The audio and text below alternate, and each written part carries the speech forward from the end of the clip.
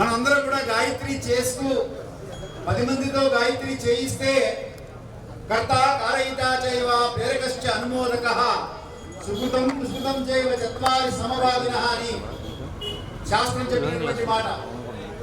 అంటే ఏదైనా కార్యం చేసినటువంటి వాడు కర్త, దానికి కారణమైనటువంటి వాడు కారణ, ప్రేరణ కల్పించినటువంటి వాడు ప్రేరకుడు, దాన్ని ఆమోదించినటువంటి వాడు ఆమోదకుడు. కర్త కారయిత చైవ ప్రేరకశ్చ అనుమోదకః సుకృతం దుష్కృతం చైవ అంటే మంచి పనైనా చెడ్డ పనైనా చత్వారి సమభాగినః అన్నారు. నలుగురికి సమానంగా ఫలితం లభిస్తుంది అని. అంటే గురువుగారు నేను చేస్తే కర్త ఆయనకి 100 మార్కులు, కారయిత దాని కారణమైనటువంటి ఆయనకి 100 మార్కులు, ప్రేరణ కల్పించినటువంటి వారికి 100 మార్కులు, అనుమోదించినటువంటి వారికి కూడా 100 మార్కులు.